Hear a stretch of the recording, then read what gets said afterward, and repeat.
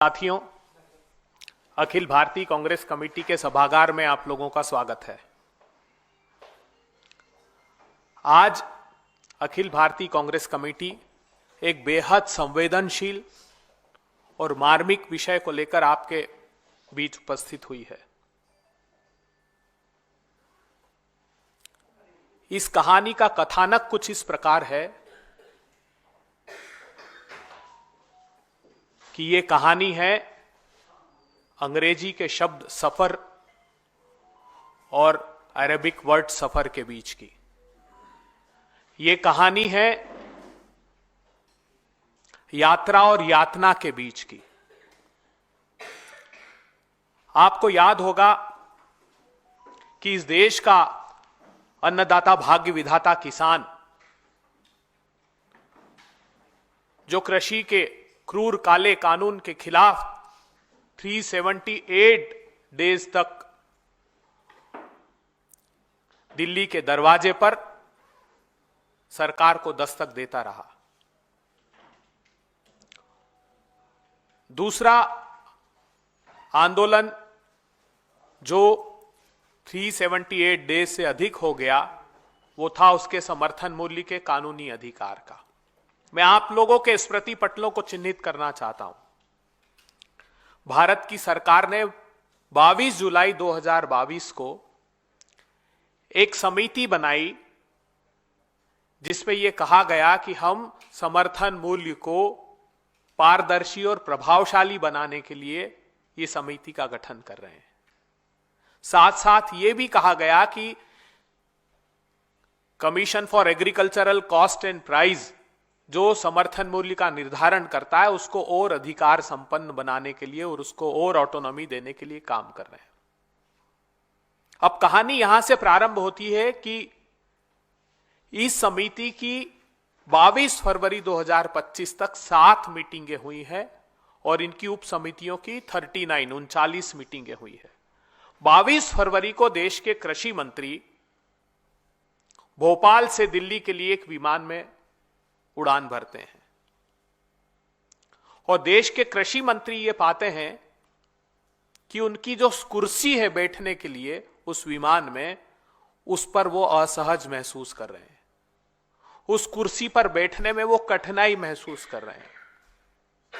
तो एक तरफ उनका भोपाल से दिल्ली तक का जो सफर है, 1 घंटे की यात्रा में उनको कष्टदायी लगता है और वो सोशल मीडिया पर अपनी उस पीड़ा को लेकर कोहराम मचा देते हैं। दूसरी तरफ कहानी उन किसानों की है जो सफर कर रहे हैं बीते 10 साल से। बीते 10 साल से वो यातनाएं भोग रहे हैं, बीते 1 दशक से यातनाएं भोग रहे हैं और 1 घंटे की यात्रा में उस पीड़ा को सहन नहीं कर पाते देश के कृषि मंत्री। वो यातनाएं क्या भोग रहे हैं? 10 सालों की यातना में जैसे ही किसान विरोधी नरेंद्र मोदी सरकार सत्ता में आती है तो सबसे पहला काम करती है किसानों के बोनस बंद करने का। मई में सरकार बनती है और जून में आदेश जारी करती है कि 150 रुपए का बोनस अगर धान और गेहूं पर किसी प्रांत की सरकार ने दिया तो हम समर्थन मूल्य पर उसकी खरीदी को बंद कर देंगे। दूसरा निर्णय लेती एक के बाद एक 3 अध्यादेश लेकर आती है। भूमि का अधिकार, जो भट्टा परसोल से राहुल गांधी जी ने लड़ाई प्रारंभ करके 1 सदी के बाद किसानों को अधिकार संपन्न किया था, उसको एक के बाद एक 3 अध्यादेश लाकर छीनने का क्रम प्रारंभ करती है। तीसरी प्रताड़ना और पीड़ा किसानों को दी जाती है कि सर्वोच्च अदालत में एक शपथ पत्र मोदी सरकार देती है और कहती है कि हम किसानों को लागत का 50% ऊपर समर्थन मूल्य नहीं दे सकते, नहीं तो बाजार डिस्टॉर्ट हो जाएगा। फिर प्रधानमंत्री जी 2016 खरीफ में मध्य प्रदेश के सीहोर में घोषणा करते हैं कि विश्व की सबसे बड़ी अच्छी फसल बीमा योजना लेकर आ रहा हूं, जिसका हश्र यह होता है कि उनके खुद के गुजरात प्रांत सहित 6 प्रांत को योजना को बंद करते हैं और 63,000 करोड़ रुपए निजी कंपनियां किसानों के हक का लूट लेती है। फिर प्रधानमंत्री जी कृषि के क्रूर काले कानून लेकर आते हैं। फिर कहते हैं कि आमदनी 2 गुना कर दूंगा 22 तक। तो उसका हश्र ये होता है कि किसानों की आमदनी एनएसएसओ बताता है कि 27 रुपए प्रतिदिन रह गई। आज जो पीड़ा की बात मैं कर रहा हूं वो बात है समर्थन मूल्य के कानूनी अधिकार की।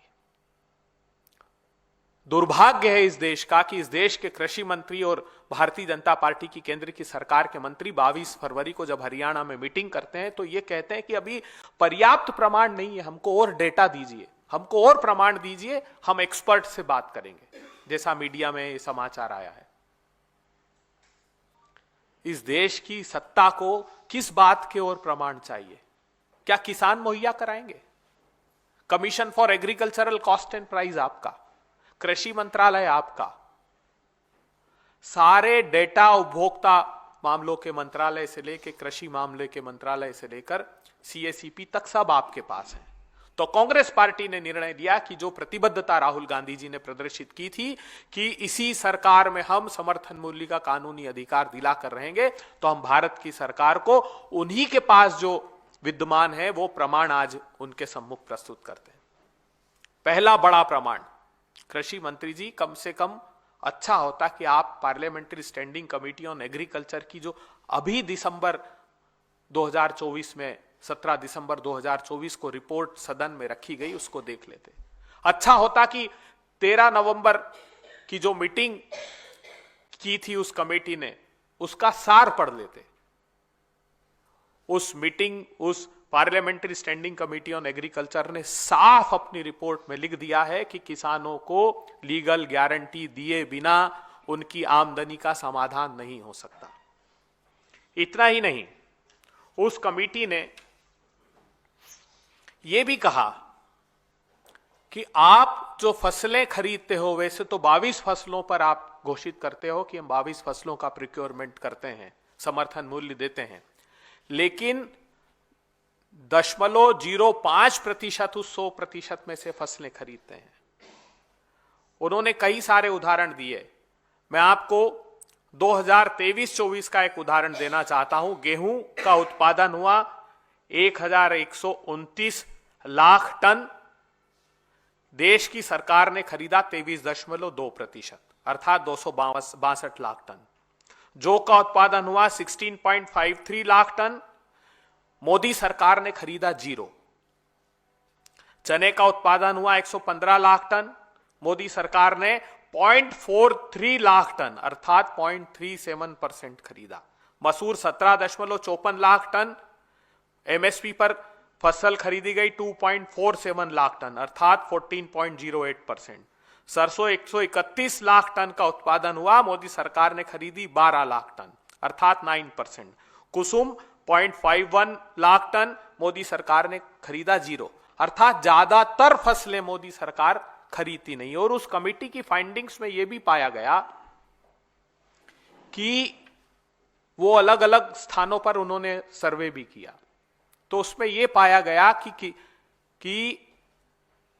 अलग अलग प्रांतों में लागत मूल्य अलग अलग है। कहीं चने का, कहीं गेहूं का, ये लागत मूल्य अलग अलग है, मगर commission for agricultural cost and price एक ही समर्थन मूल्य घोषित कर रहा है और वो भी अपर्याप्त। और ये बात सिर्फ कमेटी नहीं कह रही, ये बात खुद सीएसीपी भी मानता है। उदाहरण के तौर पर महाराष्ट्र में जैसे 2425 रुपए गेहूं का समर्थन मूल्य है, भारतीय जनता पार्टी के महाराष्ट्र प्रांत ने कहा कि हमारे यहां लागत इतनी है कि हमको 4,461 रुपए समर्थन मूल्य गेहूं का दीजिए। झारखंड ने मांगा 2855 रुपए और मोदी जी आपके स्वयं के प्रांत गुजरात ने मांगा 4050 रुपए। इसी प्रकार चने का 7119 रुपए महाराष्ट्र ने मांगा, आंध्र प्रदेश ने 8341 रुपए मांगा, आपके प्रांत गुजरात ने 7050 रुपए मांगा। इसका आशय यह है कि आपकी प्रांत की सरकारों का भी आप दमन कर रहे हैं। अगर वो कह रही है कि हमारे यहां लागत अधिक है और समर्थन मूल्य पर्याप्त घोषित नहीं किया जाता, तब भी मोदी सरकार उसका संज्ञान लेने को तैयार नहीं है। इतना ही नहीं, जो कुठाराघात किसानों के साथ मोदी सरकार एक तरह से और कर रही है। आप देखते होंगे कि बड़ी बड़ी सुर्खियां की 1,34,000 करोड़ रुपए का कृषि का बजट हुआ, 1,24,000 करोड़ रुपए का मोदी सरकार ने अनाउंस किया।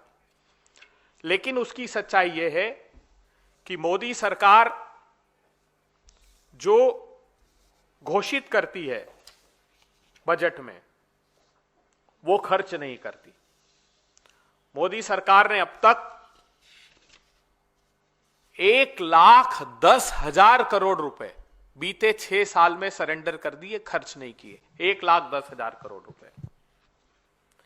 इतना ही नहीं, मोदी सरकार ने लगातार जो कुल देश का बजट है उसमें एग्रीकल्चर बजट को कम करना प्रारंभ कर दिया। 20-21 में वो था 4.41%, 21-22 में 3.53%, 22-23 में 3.14%, 23-24 में 2.57% और 24-25 में 2.54%। अर्थात वर्ष दर वर्ष मोदी सरकार उस बजट में कटौती करती जा रही है। इतना ही नहीं, एक बड़ा कुठाराघात मोदी सरकार ने और किया है, वो है हमारे सब प्लान में जो हमारे दलित आदिवासी भाइयों के लिए बजट का प्रावधान किया जाता है। अलग से एक सब प्लान बनता है हर एक मिनिस्ट्री में, उन शेड्यूल कास्ट के भाइयों के लिए कितना पैसा खर्च किया जाएगा उसका एक सब प्लान अलग से बनता है। मगर दुर्भाग्यपूर्ण बात यह है कि मोदी सरकार ने 2020-21 में उस सब प्लान में 22,000 करोड़ रुपए के लगभग का बीई रखा, उसका रिवाइज एस्टिमेट उससे कम करके 19,000 करोड़ रुपए कर दिया और एक्चुअल खर्च किया 13,000 करोड़ रुपए, अर्थात 68%। 21-22 में वो खर्च किया 65%, 22-23 में वो खर्च किया 61%, 23-24 में वो खर्च किया 63%। ये बात महत्वपूर्ण इसलिए है कि ज्यादातर हमारे स्मॉल और मार्जिनल फार्मर या तो शेड्यूल कास्ट के हैं या ओबीसी के हैं। तो ये जो सब बड़ा कुठाराघात है मोदी सरकार हमारे अनुसूचित जाति के किसानों के साथ भी कर रही है। आखिरी 2 बात और महत्वपूर्ण आपसे करना चाहता हूं। भारतीय जनता पार्टी की सरकार और देश का दुर्भाग्य है कि स्वयं प्रधानमंत्री जी इतने झूठ बोलने के अभ्यस्त हैं जिसकी कल्पना नहीं की जा सकती। इस देश में सोयाबीन का उत्पादन 2 प्रमुख प्रांत करते हैं। लगभग 90% सोयाबीन महाराष्ट्र और मध्य प्रदेश में पैदा होता है, कुछ बाकी के तेलंगाना जैसे प्रांतों में भी पैदा होता है।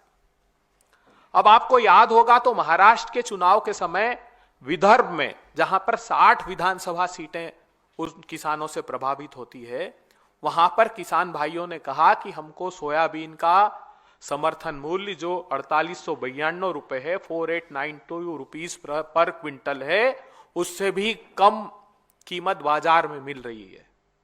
सरकार उसका संज्ञान ले, लेकिन सरकार ने संज्ञान शुरू में नहीं लिया। एक आंदोलन का स्वरूप बनने लगा तो स्वयं प्रधानमंत्री जी आए उस चुनावी भाषण में और यह कहा कि किसान भाइयों, मैं घोषणा करता हूं कि 6,000 रुपए आपको इस सोयाबीन का कीमत दिलाऊंगा। महायुति की सरकार बनेगी और सरकार आपको 6,000 रुपए उसका भुगतान करेगी। महाराष्ट्र को 13 लाख क्विंटल और मध्य प्रदेश को 13,68,000 क्विंटल के लगभग की स्वीकृति प्रदान की प्रोक्योरमेंट की। इन प्रांतों ने 6/2/2025 तक महाराष्ट्र ने और 2/1/2025 तक मध्य प्रदेश ने, क्योंकि यह समय सीमा तय की थी कि इसी समय तक प्रोक्योरमेंट होगा। 8 लाख मैट्रिक टन और लगभग 4 लाख मैट्रिक टन के प्रोक्योरमेंट हुआ।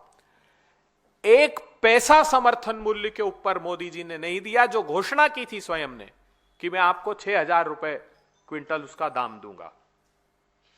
दुर्भाग्यपूर्ण बात यह है कि एक तरफ मोदी सरकार ने बीते 9 साल में 25,000 रुपए हेक्टेयर खेती की लागत बढ़ा दी है, डीजल के भाव बढ़ाकर, कीटनाशक के खाद पर जीएसटी लगाकर, खाद के दाम बढ़ाकर। और इस बात का खुलासा इसके पहले जो 69th parliamentary committee on agriculture थी, उसमें खुलासा हुआ कि एग्रीकल्चर मिनिस्ट्री का सबमिशन उस कमेटी में था जो चौंकाने वाला था कि हम 2017 से मोदी सरकार से कह रहे हैं कि पावर ट्रिलर्स पर, हार्वेस्टर पर, ट्रैक्टर्स पर, अर्थात इनपुट कॉस्ट जो खेती की है उस पर से जीएसटी या तो रेशनलाइज कीजिए या हटा दीजिए। लेकिन मोदी सरकार हमारी सुनने को तैयार नहीं है। 2023 की ये फाइंडिंग्स है। तो आप कल्पना कर सकते हैं कि कितना बड़ा कुठाराघात किसानों के साथ किया जा रहा है। जब मैं ये कह रहा हूं कि 25,000 रुपए हेक्टेयर कीमत बढ़ा दी, तो लगभग 2,86,000 करोड़ रुपए से लेकर 3 लाख करोड़ रुपए तक किसानों की जेब से ये डाका मोदी सरकार हर साल डालती है और 6,000 रुपए किसान सम्मान निधि देने का स्वांग रचती है। हम प्रतिबद्धता प्रदर्शित करते हैं, हम लोग किसानों के साथ खड़े हैं और हम, राहुल गांधी जी ने जैसा कहा है, ये प्रमाण, विस्तृत प्रमाण केंद्रीय कृषि मंत्री को और प्रधानमंत्री जी को देंगे कि आप सिर्फ टाइम बाय मत कीजिए, आप किसानों को प्रताड़ित मत कीजिए। हमारी संकल्पना साकार होगी, किसानों की जय जयकार होगी। चले संघर्ष आठो याम तुमसे, करेंगे अंत तक संग्राम तुमसे। हम ये प्रतिबद्धता प्रदर्शित करते हैं कि किसानों के हक की लड़ाई हम अंतिम समय तक लड़ेंगे।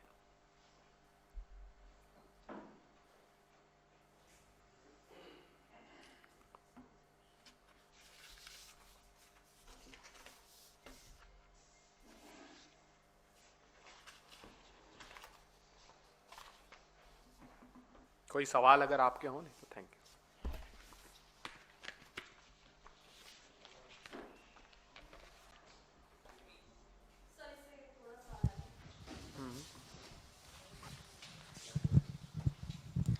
सर, कांग्रेस की तरफ से गारंटीज दी गई थी हिमाचल प्रदेश में भी, जिसमें एक 100 आश्रय योजना जो थी वो प्रॉमिस की गई थी हिमाचल प्रदेश गवर्नमेंट ने। एक लेटर सर रिलीज किया गया है वहाँ पे सेक्रेटरी ने, जिसमें जो स्टेट गवर्नमेंट ओन टेम्पल्स है 36 टेम्पल्स, उनसे कहा है कि वहाँ पे जो फंड आता है वो आपको स्टेट गवर्नमेंट को देना है। उस पर बीजेपी सवाल खड़े कर रही है, कह रहे हैं कि जो स्टेट है वो फाइनेंशियल क्राइसिस से गुजर रहा है और टेम्पल्स को मजबूर किया जा रहा है कि कांग्रेस के गारंटीज को फुलफिल करने के लिए उनको पैसा देना पड़ेगा। हाँ, देखिए, अपने दामन की सियाही तो मिटा लें पहले, हम पे इल्जाम लगाने वाले। उनके प्रांत की सरकारों में क्या कर रहे हैं? उनके प्रांत की सरकारों के जो मंदिर का पैसा है वो राज्य सरकारें यूटिलाइज करती कि नहीं करती है? हम तो हमारे, जब हम, मुझे याद है मध्य प्रदेश में हमारी सरकार थी तो हम 12,000 मंदिरों के जीर्णोद्धार का एक कानून लेकर आए थे। वो न सिर्फ राष्ट्रपति जी के यहाँ से रुकवाया, सरकार आने के बाद उसको रिवोक भी कर लिया इन लोगों ने। ब्रॉडर प्रोस्पेक्ट्स में हम जो गारंटियां देते हैं उस पर अमल करते हैं। आपको मैं एक गारंटियों को लेकर एक छोटा सा वीडियो, अन्ना जी, मैं चाहता हूं कि हमारे पत्रकार साथी देख लें कि कैसे झूठ से ये यारी रखते हैं। कि 2022 तक देश के किसानों की आय 2 गुना करने का लक्ष्य लेकर के आगे बढ़ना है। महायुति सरकार ने सोयाबीन का न्यूनतम समर्थन मूल्य 6,000 प्रति क्विंटल करने का भी वायदा किया है। सभी को होली और दिवाली पर एक गैस का सिलेंडर भी फ्री ऑफ कॉस्ट देने का काम 3 तारीख को होली है, 10 तारीख को कांग्रेस है, 10 को भाजपा सरकार बना दीजिए, 30 तारीख को गैस का सिलेंडर आपके हिसाब से घर पर आए। और इसके साथ एक प्रधानमंत्री जी का और आप देखिएगा दिल्ली को कि फर्स्ट कैबिनेट में 2,500 रुपए का निर्णय ले लेंगे हम। तो ये झूठ बोलते हैं।